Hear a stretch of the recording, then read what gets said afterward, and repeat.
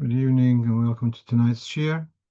Today's Thursday, Parshas Bamidbor Tovshin Pei Hey, and we are Shabbos before Shovuos, and it's also known as Yom HaMiyuchos. So, how would you translate Yom HaMiyuchos, the day which got a pedigree, perhaps? So, I didn't find this term in Chazal to refer to today as the Yom HaMiyuchos. Seems to be more a colloquial Yiddish expression. And so what you have on the screen is from the Likutei Mahariach, which is a Yalkut on Tefillah. Tefillah, mostly throughout the year, it goes through the yearly cycle. And so he addresses this Yom HaMiyuchas. Hina Yom Zeh, Vayidin is called Yom HaMiyuchas. Margila Befi Ha'olam. People are used to saying that this is the day where Yidden were told in the build-up to Matan Torah, "Ve'atem tihiu li am segula," you will be for me a nation, or like a treasure. The word segula would mean like a treasure. Umamleches kohanim, and a kingdom of priests, the Goy Kodosh, and a holy nation. Nasu b'yom yuchasim. Therefore, Yidden became privileged people, VIPs, on this day. So that's the explanation why it's called Yom HaMiyuchos. By the way, in the Torah, there's a comment on this Am Segula, connecting it with the Segel. A Segel is a balance of Yamin Smoil, right, left, and center. Chesed, Gvura, and Tiferes. A Shuruk is 3 dots in a diagonal, going off in a crooked way. And the pasuk which the Torah picks up is on V'anoichi netatich soirek kuloi zera emes. So the Eibishter, there's in the world, there's the challenge, and that's the netatich soirek, if I'm not mistaken, that there's the challenge of the world is a crooked world, and you have to find your way to find the Kedusha. Kuloi zera emes. So the word emes is spelt with segels, and that's how the balance, the desired balance of the am segula, like segels, or chesed gvura tiferes, in that balance. Meanwhile, another explanation is given. What's so special about Beis Sivon, that it's going to be the same day in the week as the following Yom Kippur. So that you can check that. And Yom Kippur, well, so that's the yichus of this day. It's like a preparation, in a sense, for Yom Kippur. And so we have this. I took from the piyut of the beginning of Musaf of Yom Kippur, Yom miyomim huchos, Yom Kippur hamiyuchos. So this is a day which has been identified, this very special day of Yom Kippur. So it's interesting. You see that Yom Kippur is called Yom HaMiyuchos, and today is also has got this connection. Since I already have this on the screen, I want to point out this piyut is in the beginning, as I said, of Musaf, the Chazaras Hashatz. And look at the screen, you'll see the first sentence starts all 4 phrases with a yud. The next sentence, is 4 phrases with a vov. Ovoi, vidui, v'shochenei, v'omirosh. And then the following sentence is mems, 4 mems. And then the next one is kov, kov. And so it's a remes to the words Yom Kippur. And so that's the remes in this piyut. And if you will look at the counterpart in Rosh Hashanah, you'll also see there's a remes, whether it's Yom Teruah or something like that, but that's hidden behind this remes. Okay, let's move on. And we're going to look at the question about davening Maariv early. So actually, many years ago, someone asked me, he was not feeling that well, and he's not able to come to Maariv to daven with a minyan. And so is he, but he's not. It was in summer, and we have our summer evenings are very long, very late. Is he allowed to daven beyochid from Plag HaMincha?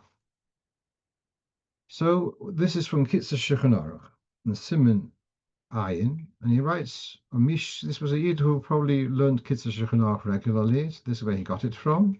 It says in the Kitzur Shulchan Aruch, mispalel b'tzibur, also loyally spalel tfilas arvis koden sesakirchoven. The Kitzur is fairly clear that the concession to be allowed to daven Maariv early is given for a tzibur, but not to on davening biyichidus.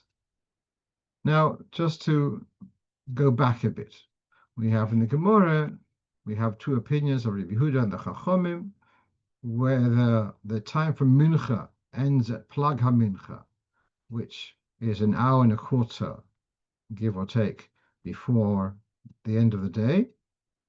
And so Rabbi Yehuda says, until Plag HaMincha is Zman Mincha, after that is Zman for Maariv.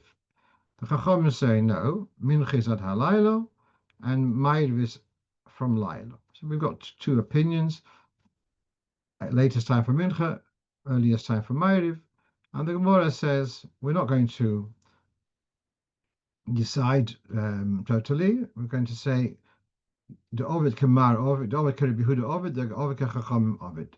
That you have the choice. You can choose to follow Rabbi Yehuda and daven Maariv early. You can choose to follow the Chachomim and daven Mincha late and daven Maariv Bismanoi. Now, looking in the Shulchan Aruch and Siman Reish Lamed Hey, it doesn't seem like you can switch sides from one day to the next. You'd have to make a decision. Either you're going to be following Rabbi Yehuda, or you can follow the Chachamim, but not to be switching back and forth. How much more so on the same day to daven Mincha late and Maariv early, that you're having a business of what's called Trei Kola Desasre. You're contradicting yourself. How can you say this man is Mincha and man for Maariv? Either you're following Chachomim or you're following Rabbi Yehuda. Nevertheless, this is certainly the widespread Minhag Ashkenaz that they do. People come to shul and they daven Mincha, and then right away they daven Maariv, and they don't worry about this obvious contradiction, because they say otherwise we won't get our minyan together. Now let's read here from the Alter Rebbe's Shulchan Aruch. This is in Siman Tzadik, first Siman of Hilchos Tefillah. He says, Maariv, you should be waiting until Tzedaka Chavim. The leniency to daven Maariv early is only because of the Torah Chatzibur.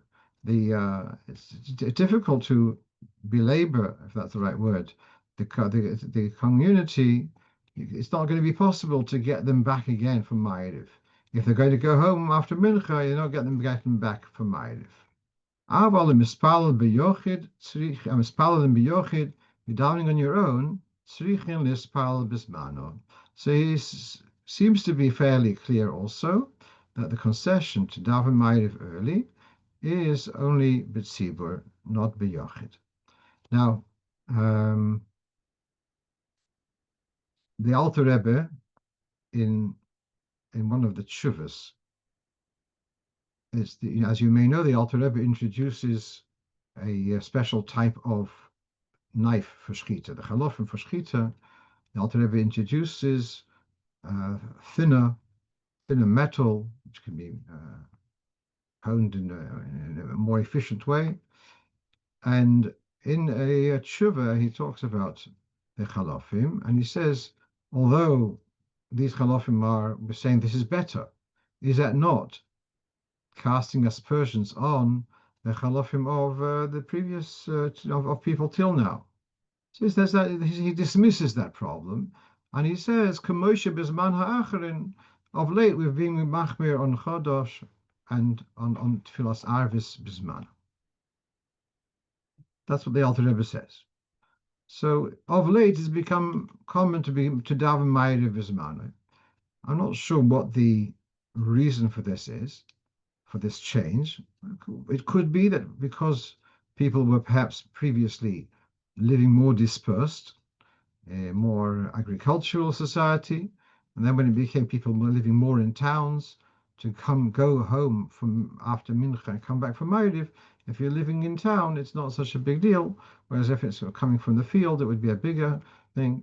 I wonder whether it's got to do with lighting, having street lights. I'm not sure. But the Alter Rebbe certainly does encourage the inyan of Tfilas Arvis Bismano. And there is also in the Tzemach Tzedek, Peskei Dinim, what happens if a person does have a minyan desman, sorry, he has a minyan early, and he asks a question, should I daven Maariv at 8 o'clock whilst it's still light, but I'm davening with a minyan? Or should I wait till nightfall and daven without a minyan, but bisman? So the dilemma, which is more important, to daven bismanoi or to daven b'tzibur? And the Tzemach Tzedek says that actually tefillah bismano takes precedence, and therefore you can choose. You can choose to daven Maariv b'yechidus on time rather than davening with the tzibur earlier. Okay, that's another discussion. But meanwhile, we're seeing here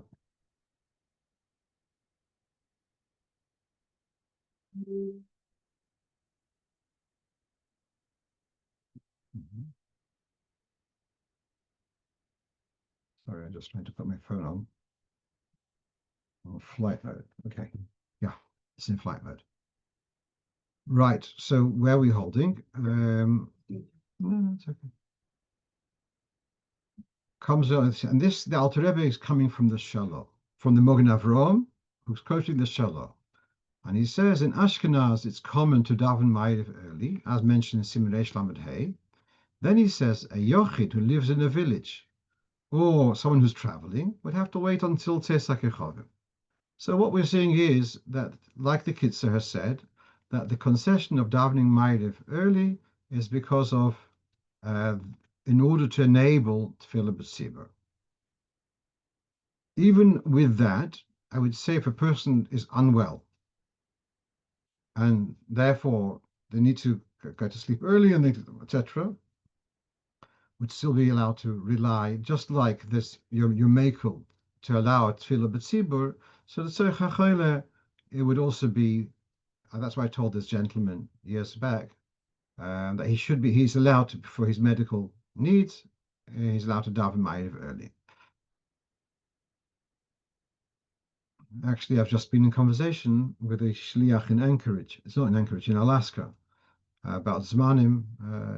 If you think we have late nights, so find out over there. And Chatzos is about.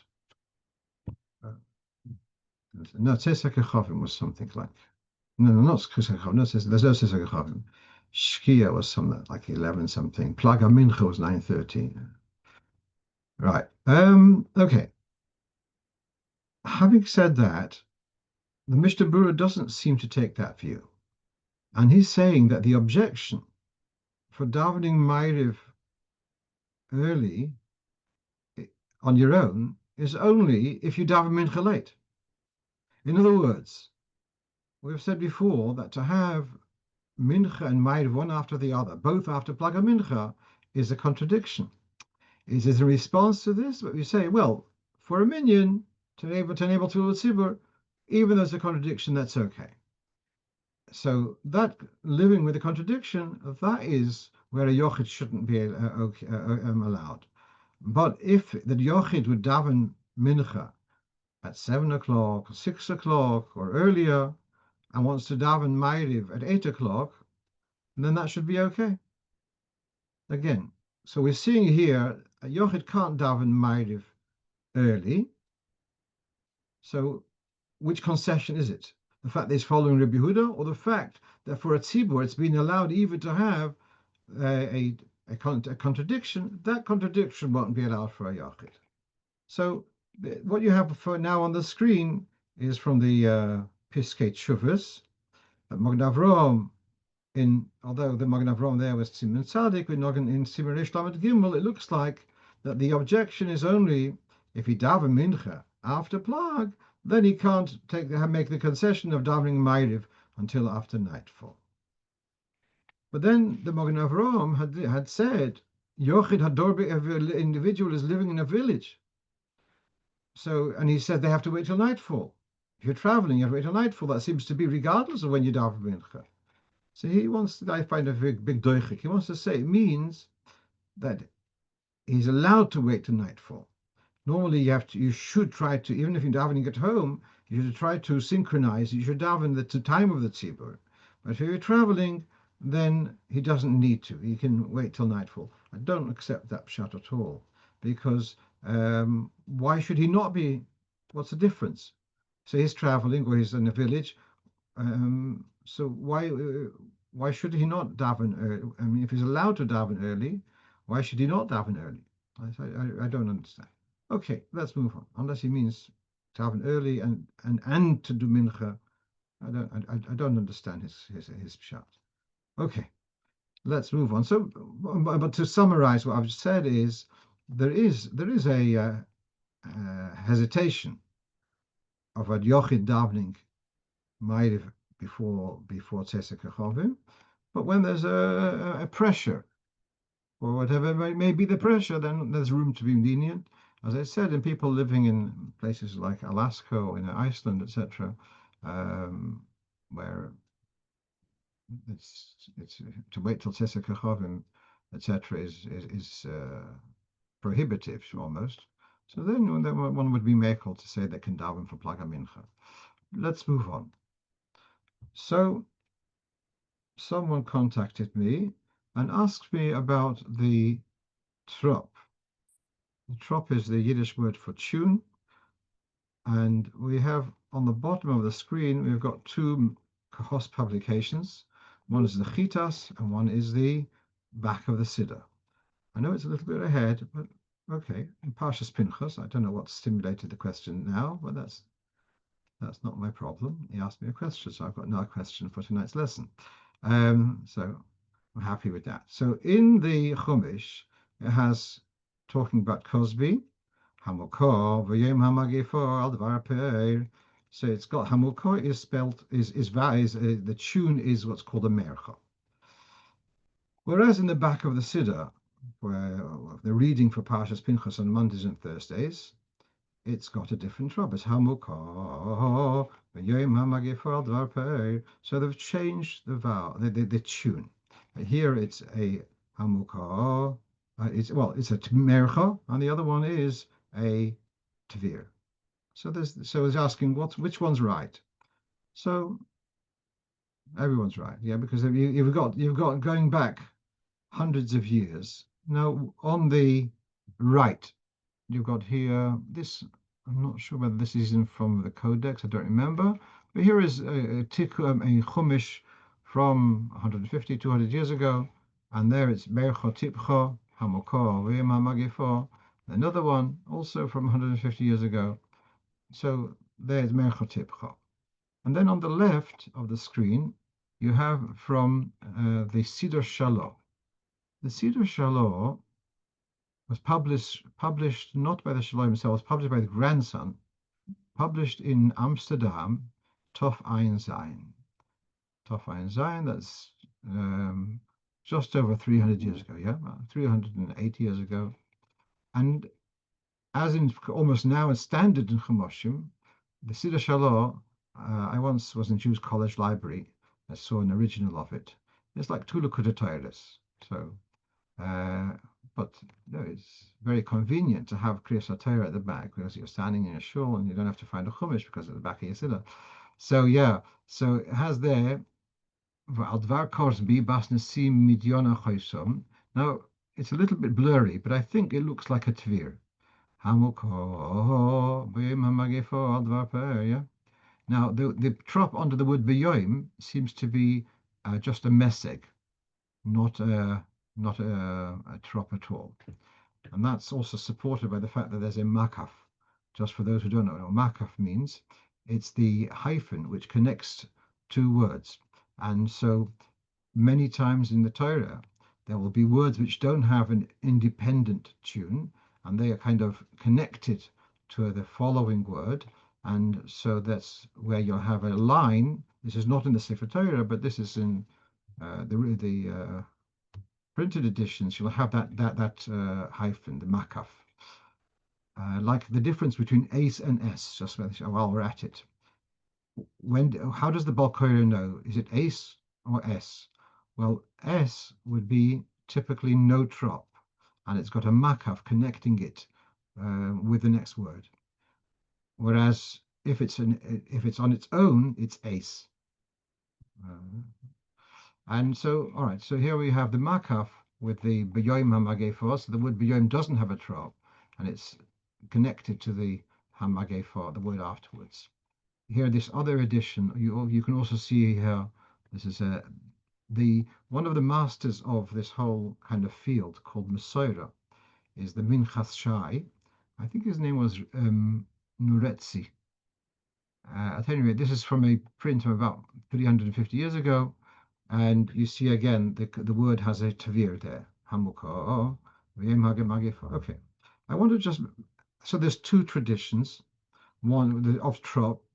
That's that happens. First of all, bottom line, what do we do? What is the Balkoyer meant to do? So we have Mesorah and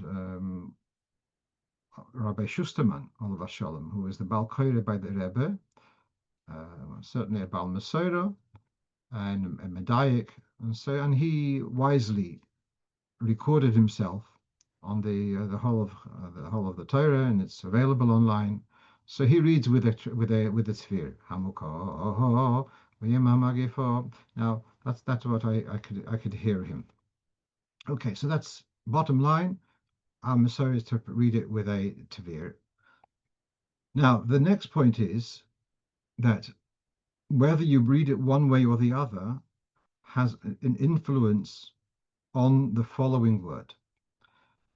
And please forgive me if I'm telling you stuff which you know already, but there are some people who don't know out there. I actually was just, I was on Tuesday, I was in Krakow for a conference, and a shliach somewhere from Kyrgyzstan, his wife learned in school here, we're friendly whenever we meet. He says, thank you for the shiurim. He loves following, he listens to the recordings, but so I'm just putting it out there. Now, in Dikduk, we've got 6 letters, right? Ashkenazim 4 letters, which have got the option of being hard or soft, base or vase, pay or fey, tof and sof, and kof and chof. And the Sfardim also do a difference between gimel and jimel and dalad and valad. But Ashkenazim somehow lost that art. Now, so we've got what's called beged kefes or begad kafas. These are 6 letters, which could be called degusha, emphasized, strong, or refuya, means soft.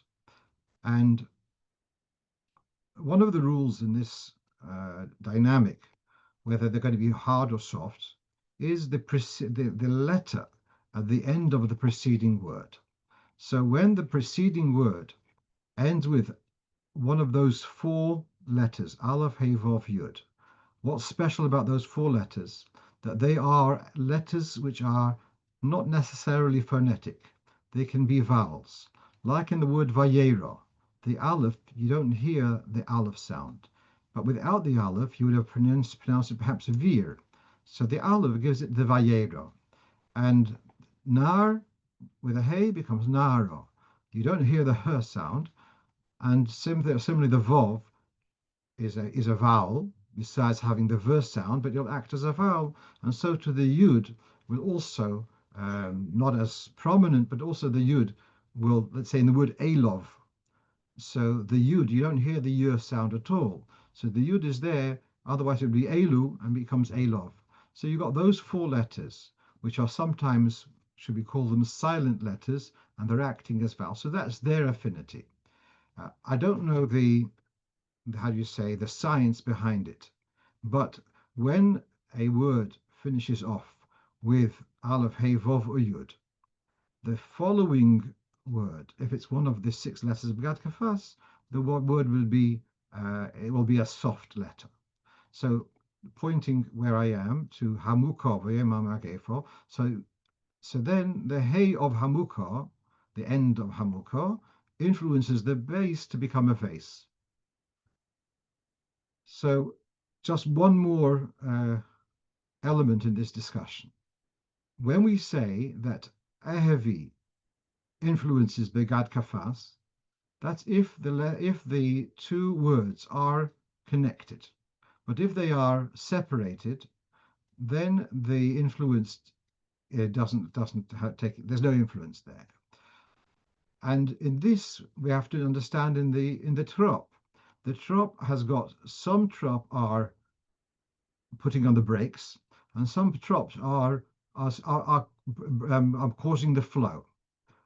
In Medaktikim language, they are called Melochim and Meshorsim. The Melochim are those who put the brakes on, and there are greater Melochim and smaller Melochim. So Asnachta and Seif Postik are the biggest Melochim. But then you've got also, let's say, and then you've got the other ones are called Meshorsim, servants. So give you the example, Dargo Sevir. So Dargo is the flow, and Tevir is putting on the brakes. And so let's say Klisha Ktana and Klisha Gdoila, one is a Meshoris and one is a Melech. So now, with the Merchot, the Merchot is like a Meshoris. And therefore, with the word Hamuka with the Merchot makes the base into a vase. Now, if, however, it is a Tvir, so then the following letter, as you can see where I'm pointing, where Hamuka, so then the following letter should be a base and not a vase, and that's how that is correct here. So far, so good. So that's one influence of the Tvir will make a difference. Is it a Tvir or a Mercha, whether it's a base or a vase? But then there's a little bit of a difficulty here, that if it's unusual to have a phrase with the B'yom HaMagefa should have been a Merchotibcha. If you have Hamuka pause, so then it should be it's more correct, but yeah, it should be Merchotibcha afterwards. But that's not the case, as you can see in the various prints. They've got the B'yom HaMagefa, they've put a meseg. Now this I find this is an anomaly, and this is the last thing I'm going to share with you about this, because those who don't dabble in this will probably find this technical and boring. And that is that this I have on the bottom, towards the bottom left of the screen, from the Tikkun Barditchev, which I've spoken about a few times. And here he has Hamuka, Yom HaMagefa. He's got a Merchotibcha. I'm happy with that. But two problems with that. Why is there a makaf? If they both have their own trop, there shouldn't have been a makaf, because the makaf is to dispense with its own trop. It's depending on the following word. And number two, if here we've got hamuka, so then the base should have been it shouldn't be a vase, it should be a base. So with all due respect, I think it's inaccurate. Okay, and as I said, I'm not going to belabor the issue any further, even though I've got a shortage of questions for today. But nevertheless, look. Okay, so and the Mesorah, as I said, is we have from Rabbi Schusterman to pronounce with a tvir. The rest of it, I haven't managed to trace any further confirmation one way or the other. What else do we have here? Okay, since we are already talking about Parshas Pinchos, there's the story of the darshan who only had one drasha. You heard the story before. He had only one drasha, and it was got to do with Parshas Korach. And he would be traveling from town to town, and then he comes to have a little poodle or something, and the poodle would start barking, and then and now that I'm talking about Korach, now I want to share with you Advar Tov about Korach. So you've heard the story before. Now, since we're already talking about Parshas Pinchos, now someone actually picked me up on what I mentioned last week in passing, I mentioned the name of my father-in-law, Rabbi Tzedaka Sholem, about Zimri trying to protect Moshe Rabbeinu. We were talking, if you remember, we were talking about the tip of the challah being the peak energy being the target, should we say, of the chitzonu of Klippa. And I mentioned in passing that also Cosby, that she was aiming to seduce Moshe Rabbeinu, and Zimri kind of interceded to protect Moshe Rabbeinu, and that's why he sinned l'shem Shammai. So our listener, listening to a recording somewhere in Toronto, so he asked me where did it come from. So here you have it on the screen. It's from the Sifro, that how the people of the tribe of Shimon come to Zimri. And this is after many people were being killed for worshipping, bowing to the Baal Peor.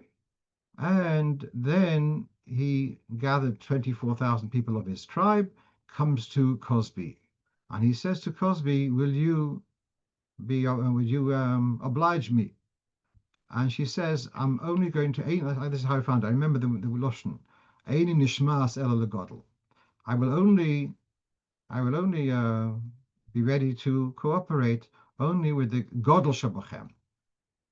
Kiyotze Kemoshe Raboch. So that's my target is Moshe. Omar lo, so Zimri says to her, Afani Rav Hashevet, I am the leader of my tribe. And she already listened to that. And then he said, I'm actually greater than Moshe, because I'm from the second tribe, from Shimon, and he's from the third tribe, from Shevet Levi. And then he continues the story. So this is this first part, that Zimri, that she was aiming for the Godel, and Zimri kind of negotiated with her that he is instead. That's written here in the Sifro. And then this is a sefer which I found on a search, and he writes the following, that what was Zimri worried? He was worried that if Moshe would succumb to her seduction, then that would be a terrible calamity for Klal Yisrael. And then he adds in brackets, that's why Zimri deserved to be punished, because he was entertaining that Moshe Rabbeinu would be capable of sinning and is vulnerable, and one who has such thoughts about his Rebbe, of the think his Rebbe is vulnerable as such, is Chayav Misa. So whilst he did have a kavanah l'shem shamayim, but he was wrong in having that that concern altogether. Okay, so just since we're talking already about the beginning of Parshas Pinchos with Cosby, so I also brought that up on the screen, but especially behemshech to what was discussed last week. Right, now someone has asked me about the Mishaberach, which we say at the end of a Seder of Bris Milah. So we have here Mishaberach, and it says, we'll commit to give tzedaka leBikur Cholim. And he's asking, what's the source? Is this a standard nusach?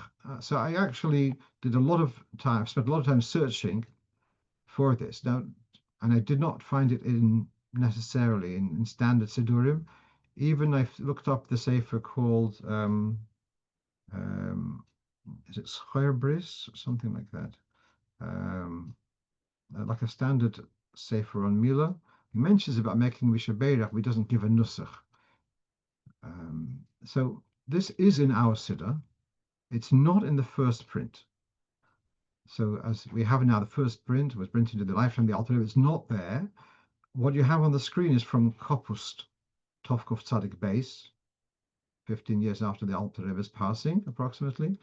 And so it has this nusach of Bikur Cholim, and the association of Bikur Cholim with Bris Milah is obvious, because Avraham Avinu, by his Bris Milah, that's when Hakam Shem comes to Bimavaka Cholim to visit him. So that's the association. There is a sefer, Rabbi Yaakov Emden, as you know, famously published a Siddur called Amudei Shamayim, And then afterwards, he published a small sefer called Migdol Ois. And in there, it's like a addendum to the Siddur. He has Seder Hamila, and there he has Tzedaka Talmud Torah, something like that. Just whilst we're looking at this, as I said, this is not from the Alter Rebbe, it's a later edition, but in Torah Siddur, there's something very curious here, which I noticed only recently. Now, normally when we have an abbreviation, whether it's an abbreviation of one word, of two words or three words, we have just one pair of inverted commas.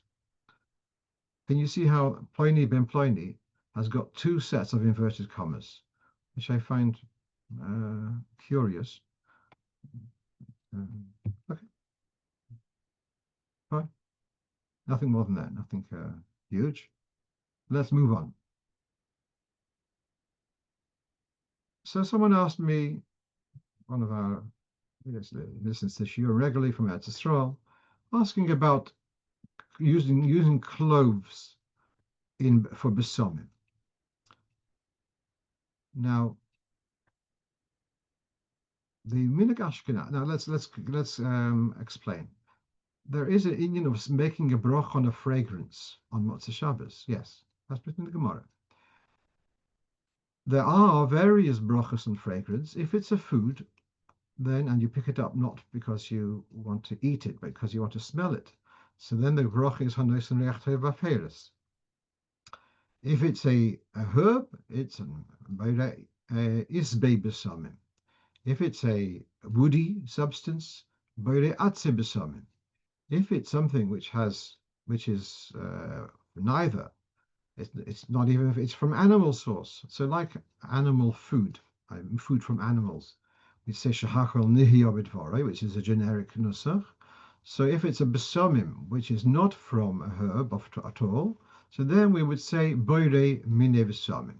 So boire mine v'samim is the generic bracha, which covers all type. And if you don't know the right bracha, and you said boire mine v'samim, whether it's a food, or whether it's a herb, or whether it's a stick, it's all going to be good. You're yotze with boire mine v'samim. Now, the Sfardim, I believe, are much more into having fresh herbs on Motzei Shabbos for besomim.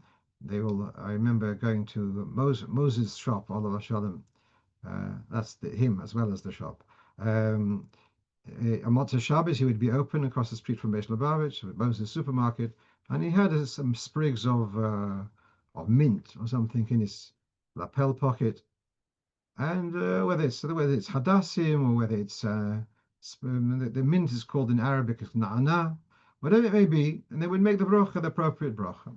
Ashkenazim perhaps are not so tuned to having fresh herbs in Eastern Europe, so we're not so knowledgeable about what bracha you make on this one, what you make on that one, and so it comes nusach minhag Ashkenaz. You just make boire mine v'samim, regardless. Motzei Shabbos, rest of the week learn your brachas properly, but Motzei Shabbos it's boire mine v'samim, regardless of what it was. But then, if you can get it right, to get it right. So if you can get an authentic boire mine v'samim, so then use that or combine that. So here we have a Reish Tzadik Zayin, the bracha, the simon about v'samim, for Motzei Shabbos. So the Alter Rebbe says, this is quoting from earlier sources, Mikol makom toiv lahaniach chatichas moir betoich minei reiches shemvorch maleim ber v'samim. It's commendable to add some moir, spelt in English Myrrh, I believe, which is, I believe, similar to musk, which is coming from a musk ox. It's from an animal source, and so that is a boire mine v'samim. So the Alter Rebbe is saying, you've got some herbs, you've got some other stuff. Okay, then they may be boire atze, boire isbe.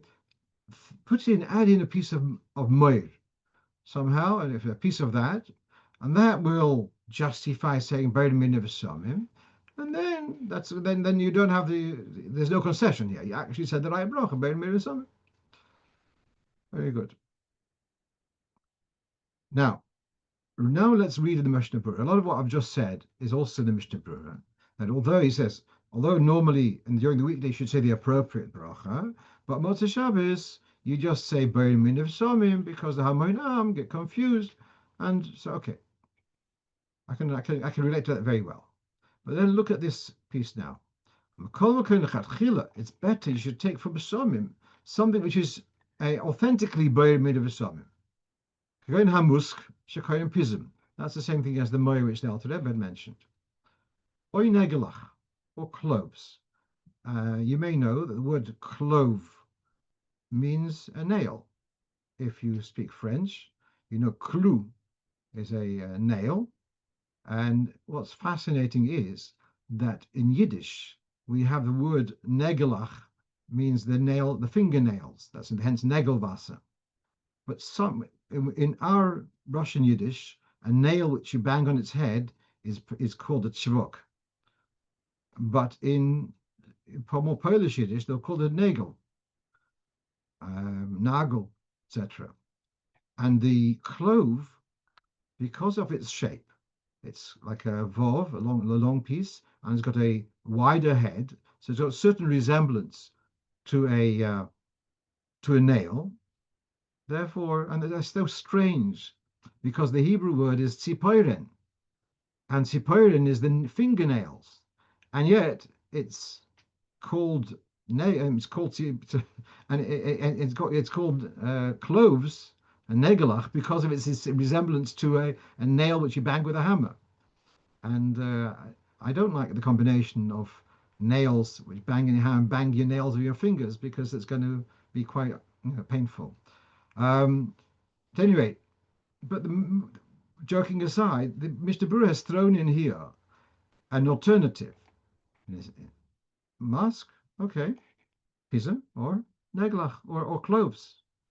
But then look at how you presents this. Now, I'm bothered about this. I'm not going to give you an answer because I don't have one. I've been around for a few years, and we tend to use cloves there seems to be widespread minhag to use cloves for Motzei Shabbos for B'er Minav Somim. Now that doesn't fulfill what the Alter Rebbe says, or to use some musk. On the contrary, but it does fulfill what the Mishnah Berurah says.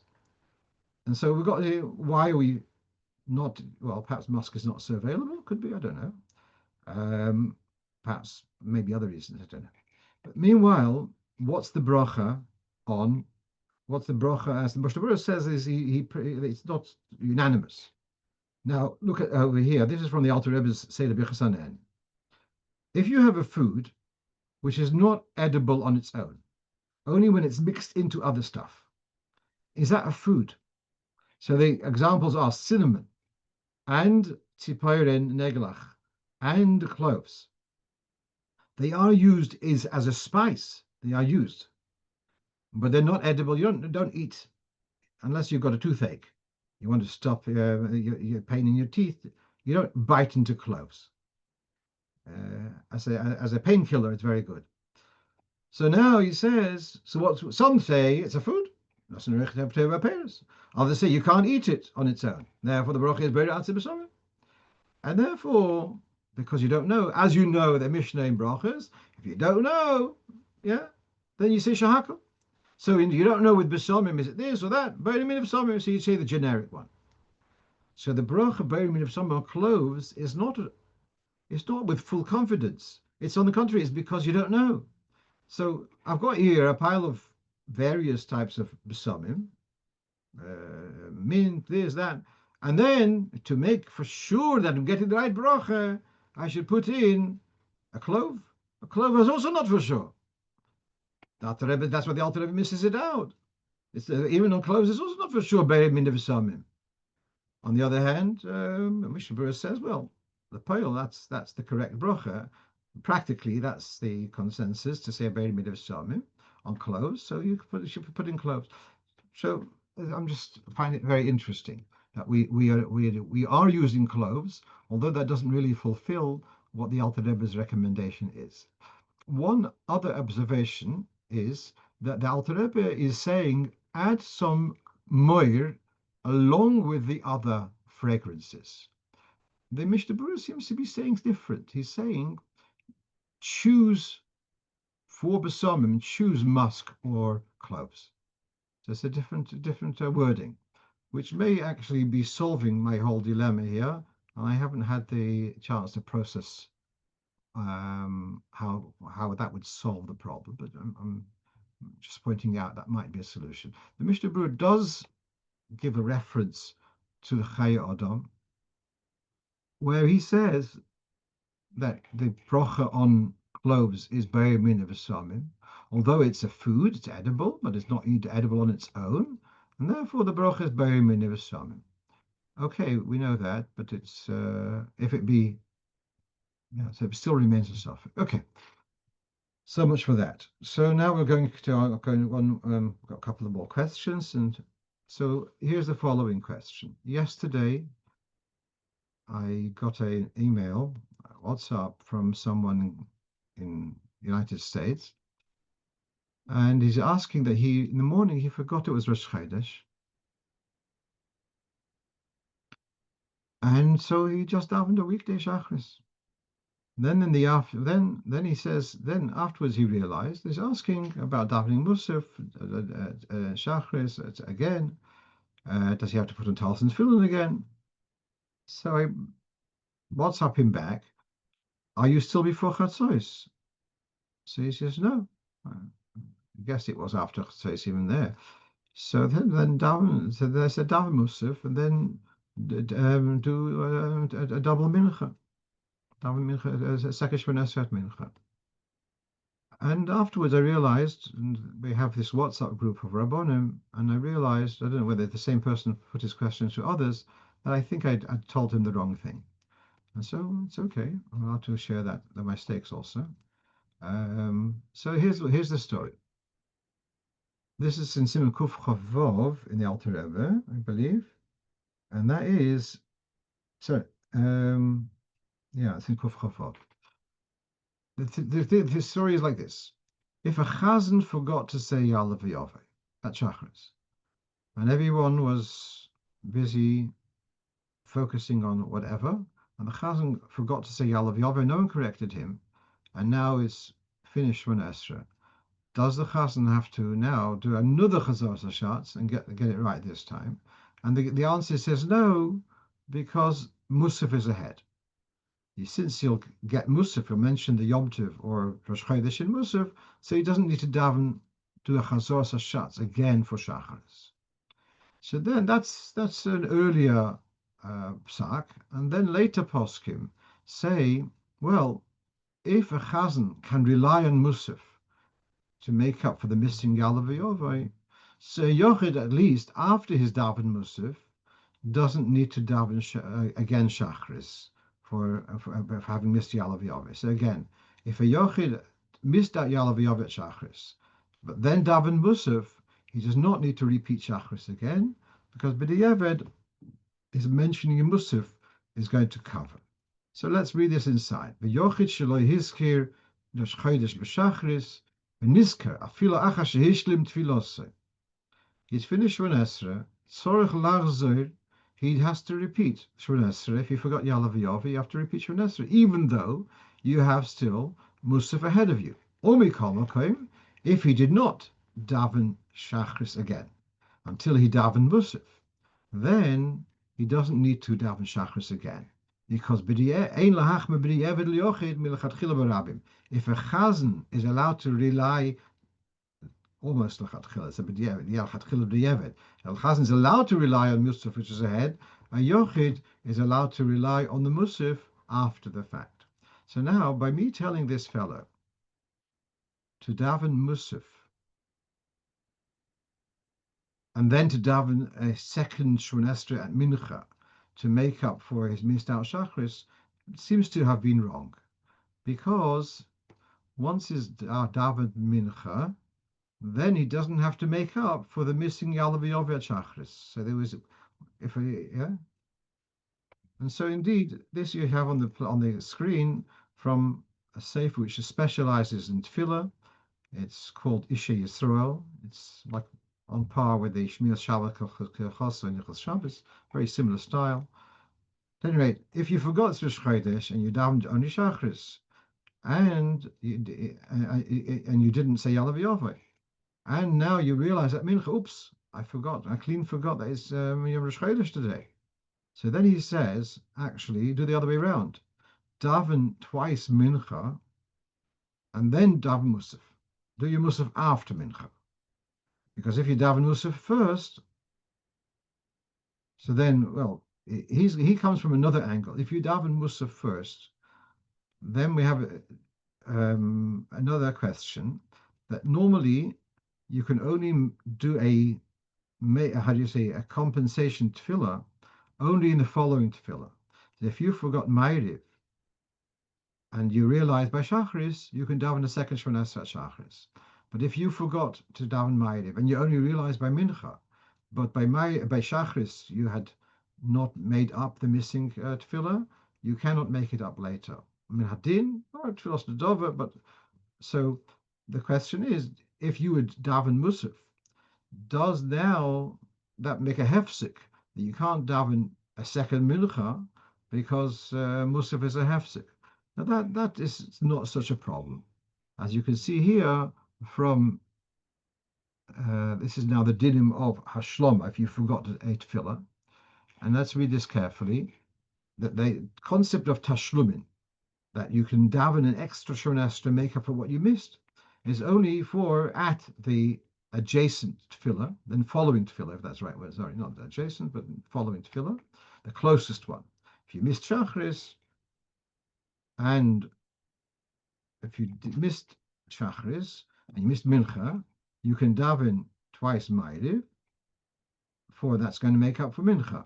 But you're missing Shachris is cannot be made up. Then he says, if you didn't daven Shachris on Shabbos morning, you can daven Mincha twice, even though you've davened Musaf in between, because Musaf doesn't seem to interfere. So that doesn't seem to be such an issue. Okay. So at any rate, again? So if this person has this question, he forgot Yalav Yoveh at Shachris.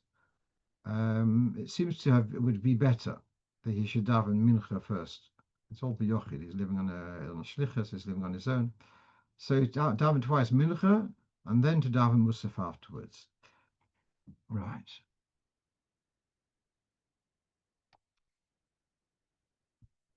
I just want to add one more thing, that Rav Moshe Katzenelnbogen, who lived in London for many years, he spent many years in the Gulag, in the prisons in Russia. So he at some stage, wait a minute, he had been ill, and he was hospitalized and possibly even not conscious for a good few weeks or perhaps months. And when he woke up, he davened Shemona Esrei again and again and again and again, many times, tefillas nedova. So, because although we hear it says that only b'tefillah hasmucha lo, there are those who disagree, and they say you can daven tefillah atashlumin at a later date. And so he chose to do that, also for what he missed in Russia, and also for what he missed during his illness, to make up for the missing tefillahs. Right. No, there we are. Right. So many people are asking the question about davening Maariv early, the beginning of Shovuos, making Kiddush early, and all right. So we have this chumrah of not cutting short the Tamimos. As I mentioned at the beginning of Tov Tzadik Dalet, not to cut short the 49 days of Sefiras. And therefore, it's a very widespread minhag of not davening Maariv early on the first night of Shovuos and not doing Kiddush early. Sometimes in some places it's a huge problem, and so they rely on the more lenient opinion that is not an issue. It's a chumrah of Gdolei Achronim, so generally it is respected, but there are places that they are lenient on that also. Question people ask is, what about lichtzenden? When a woman lights candles, is there an issue of her lighting candles early? Should she perhaps wait till nightfall to light the candles? Because what's the difference between Kiddush and candles? And the same thing with the Shehecheyonu. Is it cutting by saying Shehecheyonu, candle lighting? Is that cutting short the 49 days of Sefiras? So what you have on the screen is actually from my Sefer Netivim Shlichus, Volume 3. Have a chapter about Halocho, I think, and we have here a note which says that also on Erev Shovuos, Shehecheyonu is said at candle lighting, and you don't have to worry about it cutting short the Tmimos of haOmer. And without going to whole pilpul, you have a reference to an article of Reb Gershon Steinmetz, who's a Rosh Yeshiva in Detroit, published in the Oros Biurim, issue number Tovshin Tzadik Tes. So that's good. He explains this, and also the simple thing is that if you'd say by Halocho Neiris v'yom Chag HaShavuos hazeh, lahadlik ner shel Chag HaShavuos, that might have been an issue, but it's more generic than that, and therefore it's not seen as cutting short the tmimos of Sefiras. I've got one more thing. These are 8 points which are on the list, which I sent out. I know I sent out one list which was an incomplete one. Then I sent out a second time. I just want to share with you something which I've shared a couple of years ago, but it's come up again. And yeah, so this is a letter which was published about 4 years ago in the back of one of the sichas. And this is a question about the preference to say Baruch, to write, when you write a letter. Do you write Baruch Hashem or do you write Beis HaMagdalad, which stands for B'siyata Dishmaya? And I answered briefly that we write Baruch Hashem, but I would like to explain it a little bit more. So, and first of all, should you put it at the beginning of each article which you publish? And secondly, is there a preference to write B'siyata Dishmaya, with the help of heaven? So the Rebbe answers, Moker HaMinig, Lichtev, the minig, the source for the minig to write Baruch Hashem is in Tono Dvei Eliyahu. There's a Tono Dvei Eliyahu, it's a Bris. It's not so clear there. We'll discuss it in a moment. Shebo Shom Hayroa cloves. And the word over there is the inyan of saying a bracha to Hashem. You want to start a project, give a bracha to Hashem.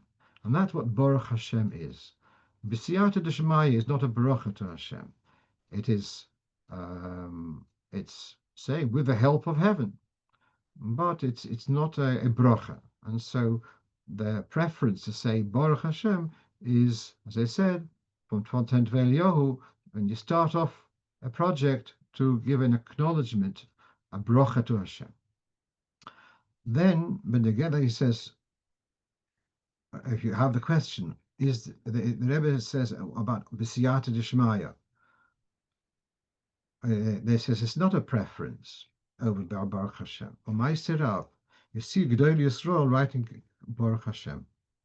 Now, in all honesty, there are many Mamorim which have start off with Beis HaMagdalad, and so this has to be worked out. What the Rebbe is saying here?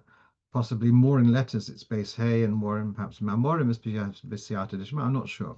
But meanwhile, the Rebbe is saying we see that Gedol Yisrael use Baruch Hashem.